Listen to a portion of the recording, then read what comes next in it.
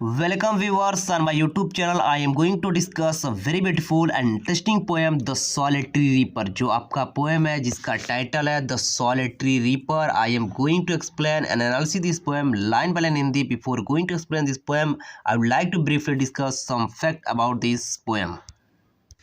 So friends, जो आपका poem है जिसका टाइटल है द सॉलिटरी रीपर, ये बेसिकली एक रोमांटिक बैलेड है जिसको वर्ड्सवर्थ ने 1805 के अराउंड इसको कंपोज किया था और इस पोएम को 1807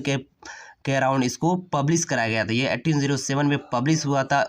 जो वर्ड्सवर्थ का जो पोएटिक कलेक्शन था जिसका नाम था पोएम्स इन 2 वॉल्यूम्स, इसमें पोएम्स इन 2 वॉल्यूम्स के अंदर ये 1807 में पब्लिश हुआ था।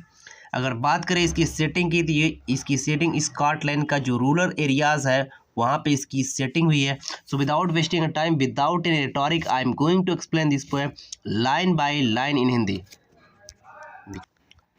सो आपका पोएम स्टार्ट होता है, जो पोएट है वो कहता है, behold her single in the field yon solitary highland lass reaping singing by herself stop here o gently pass. Beholder, गौर से देखो, ध्यान से देखो, सिंगल इन द फील्ड, खेतों में अकेली है, यॉन सॉलिटरी हाईलैंडलेस, तन्हा कुछ दूरी पे जो पहाड़ी लड़की अकेली है, खेतों में है, उसे गौर से देखो। रीपिंग सिंगिंग बाय हरसेल्फ, फसल काट रही है, गीत गा रही है, फसल काट रही है, अकेली गीत गा रही है, फसल काट रही है, उसको ध्यान से देखो, गौर से देखो। स्टॉप हियर, वो जाने वाले मुसाफिर यहाँ रुको और उसे ध्यान से देखो।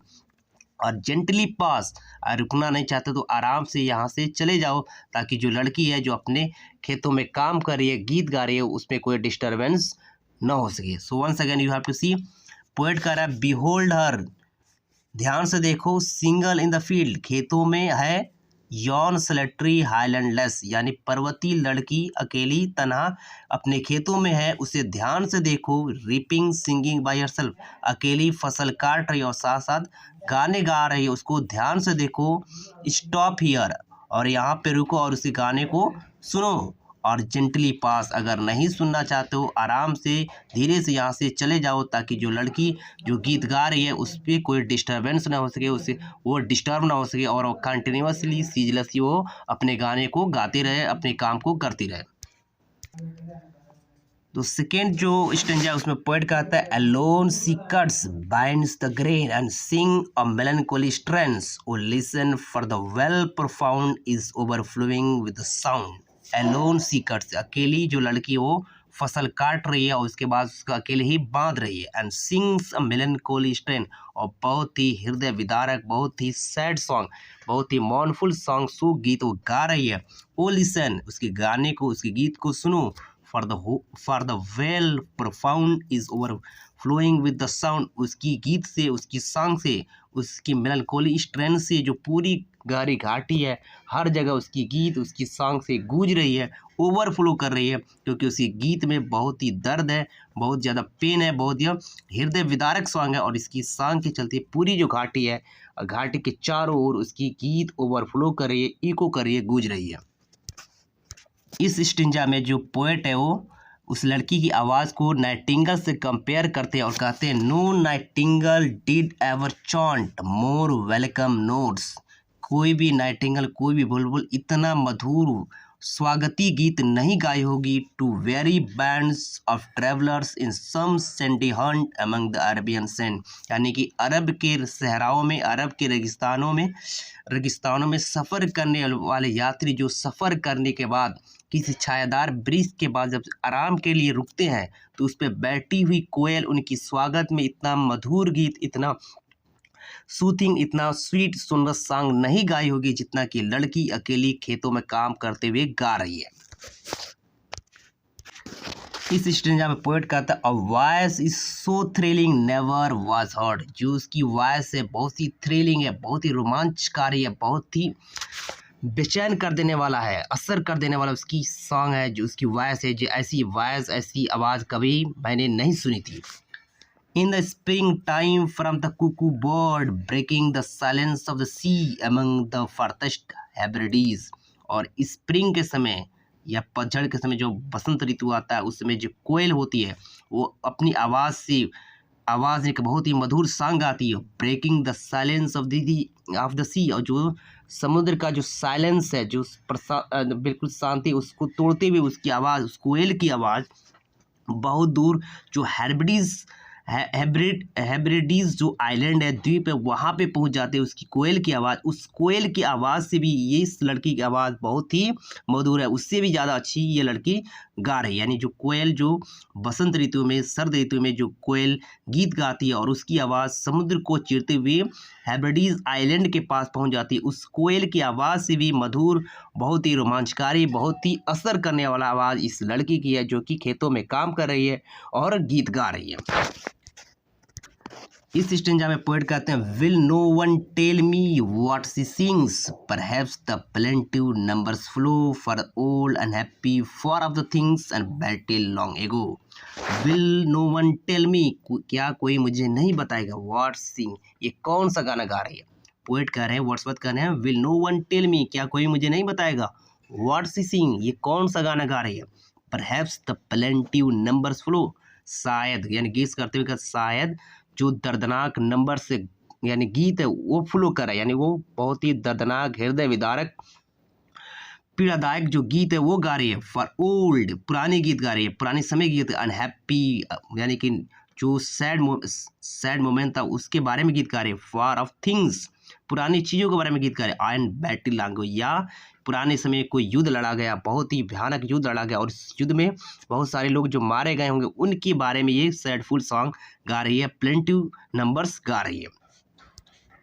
और is it some more humbly lay familiar matter of today or some natural sorrow loss or pain that's been may be again,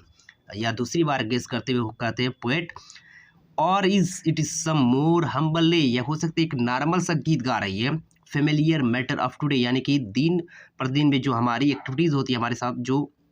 चीज़ें होती है उससे संबंधित कोई गीत गा रही है। सम नेचुरल सॉरो, हो सकता है कोई नेचुरल लॉस हुआ हो, कोई नेचुरल पेन हो, कोई कैजुअलिटी हो, कोई आम जीवन में जो कैजुअलिटी होती है, लॉस होती है, वो ऐसी कैजुअलिटी उसके साथ हुई हो। और डैट हैज़ बीन, जो हो चुकी है, एंड मे बी अगेन, हो सकता है दोबारा उसके साथ हो जो है, उसके बारे में ये गीत गा रही है। कुल मिला के जो पोएट कहना चाहते हैं, जो भी ये गीत गा रही है, एक मौनफुल सॉन्ग है, एक सैड सॉन्ग, एक मेलनकोलिक स्ट्रेन है और इसमें बहुत ज़्यादा दर्द है। या हो सकता है किसी युद्ध के बारे में गीत गा रहे हैं, या हो सकता है इस लड़की के साथ कोई पर्सनल लॉस हुआ हो, या कुछ कैजुअलिटी हुई इसके घर में, इसके चलते ये बहुत ही दर्दनाक, बहुत ही हृदय विदारक गीत को गा रही है।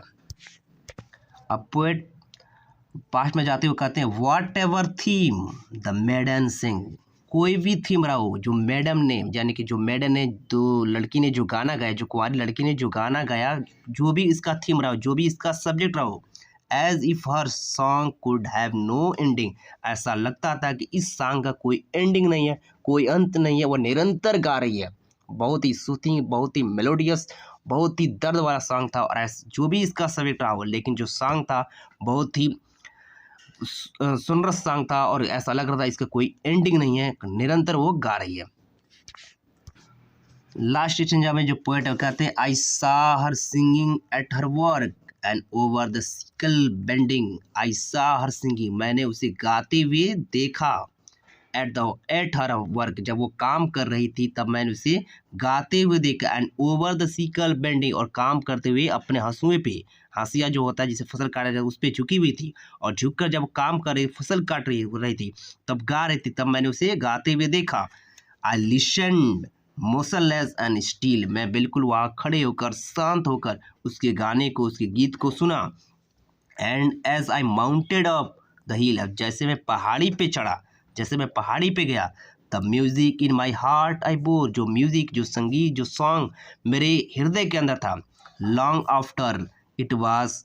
हर्ड नो मोर, ऐसी गीत, ऐसी सॉन्ग कभी मैंने नहीं सुनी थी, ऐसी सॉन्ग थी और ये सॉन्ग उसी समय सुनी थी। So once again you have to C,